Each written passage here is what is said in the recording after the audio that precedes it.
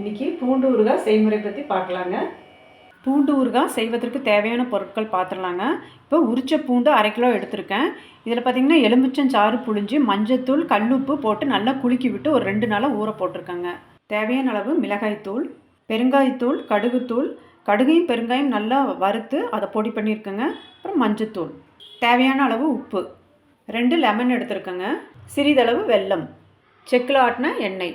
இப்போ இந்த வெள்ளை பூண்டில் பாதி அளவு எடுத்து நம்ம கொரகொரப்பாக அரைச்சிக்கலாங்க. நைஸாக அரைச்சிடக்கூடாது, கொஞ்சம் கொரகொரப்பாக அரைச்சிக்கலாம். பாருங்கள், இந்த மாதிரி அரைச்சி எடுத்துக்கணும். முக்கியமாக தண்ணி விட்டு அரைக்கக்கூடாதுங்க. இப்போ அடுப்பை பற்ற வச்சுக்கலாம். ஒரு கனமான கடாயை வச்சுக்கலாம். இப்போ இந்த மெஷர்மெண்ட் கப்பில் 150 ml செக்கில் ஆட்டின எண்ணெய் எடுக்கிறேங்க. எண்ணெய் காஞ்சிருச்சு. இப்போ இந்த முழு பூண்டை போட்டுக்கலாங்க.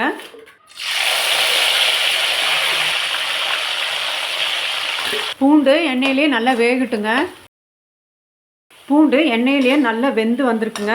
இது ஒரு 3/4 பதம் வந்த உடனே நம்ம அந்த கொரகொரன்னு அரைச்சி வச்சுருந்த அந்த கலவையும் இதோட சேர்த்திக்கலாம். இந்த முழு பூண்டும் அரைச்ச பூண்டும் நல்லா எண்ணெயிலே வேகணுங்க. இந்த எண்ணெய் பிரிஞ்சு வர வரையும் கையெடுக்காமல் நம்ம கிளறிட்டே இருக்கணும். எண்ணெய் பிரிஞ்சு வருதுங்க. இந்த சமயத்தில் நம்ம பொடியெல்லாம் சேர்த்திடலாம். மிளகாய்த்தூள், வெந்தயம், கடுகு, மஞ்சத்தூள், இப்போ தேவையான அளவு உப்பு சேர்த்துக்கலாம். இப்போ அடுப்பை ஆஃப் பண்ணிடலாங்க. இப்போ எலுமிச்சை சாறு, கொஞ்சமாக வெல்லம் சேர்த்திக்கலாம். சுவையான பூண்டு ஊறுகாய் ரெடி. இப்போ ஆற விட்டுறலாம். இப்போ ஊறுகாய் செஞ்சாச்சுங்க. நல்லா ஆற விட்டுட்டோம். இப்போ டேஸ்ட் பண்ணி பார்த்துடலாம்.